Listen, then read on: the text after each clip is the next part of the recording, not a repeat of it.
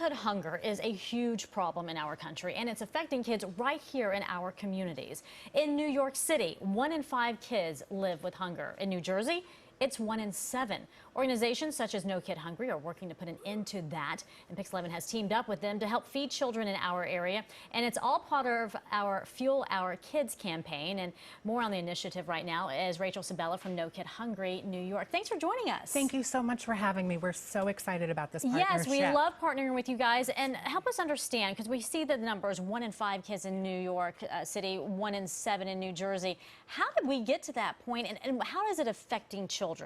So I think for a lot of families right now, they have so many costs and so many expenses. If you live in the New York area, you're paying for rent, you're paying your Con Edison bill, you're paying for your transportation. And what is flexible in the budget? It's food, and that's where people struggle. And when we know when kids haven't had breakfast in the morning, they have health issues. They have struggled to pay attention in school. I know for myself, if I haven't eaten breakfast, I'm gonna have a tough day. And that's why we've come together. We're gonna partner with you to ensure more kids have access to the food they need to thrive. All right, so let's get down to it. How do they get this food that they need? So we are supporting a wide range of child nutrition programs. The ones we're really focusing on in the New York City area and in New Jersey is school breakfast, so that when kids come to school, they get a healthy, nutritious breakfast together. And we've also focused a lot on the summer meal programs, where children 18 and under can go to sites across the country, to pools, to parks, to schools, to get that free meal to help them. Because again, for a lot of families,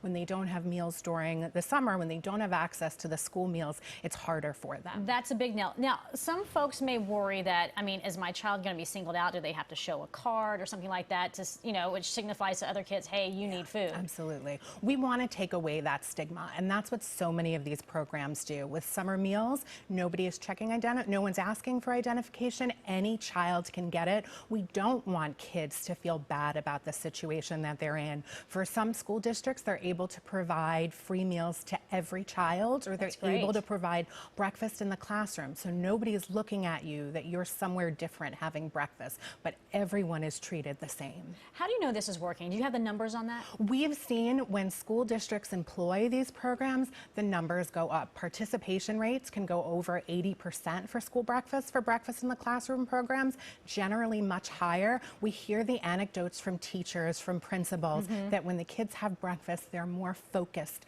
they're more excited, they miss less school because of this. That is really important. What are parents and the kids themselves, are they saying anything about this? We hear from parents how this helps them. It means that they do not have to rush in the morning to ensure that they're running around stretching their already thin budgets, or budgets that may not be able to be stretched anymore, and their child is getting that nutrition, they're getting that meal. And that good, nutritious meal, as you talk about. Because a lot of, as a parent, I know sometimes it's just like, okay, let me just give you cereal. And some folks will say that's filled with sugar and carbs and things like that. Yeah, what we see is there are really strict nutrition guidelines, both from the federal government. These stem from the Michelle Obama nutrition, but New York City, New Jersey, they have really strong nutrition standards. Kids are getting access to fresh produce in schools, New York State apples, but getting access to that healthy food that helps them learn and be healthy. So how does No Kid Hungry get their funding, and how can people help? Sure. So I would encourage your viewers to visit nokidhungry.org,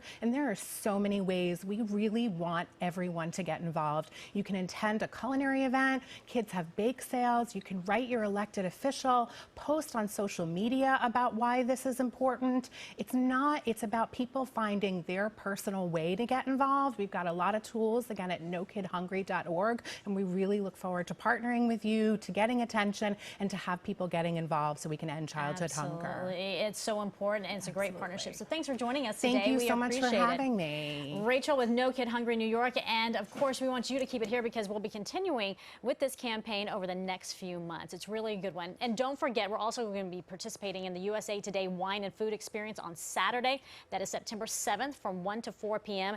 Dan, in fact, will be serving as the Master of Ceremonies. The event benefits City Harvest, which is an organization that feeds more than 1 million New Yorkers. You can use the promo code City Harvest when buying the tickets, and 40% of the proceeds will go toward the organization. So a really good one there.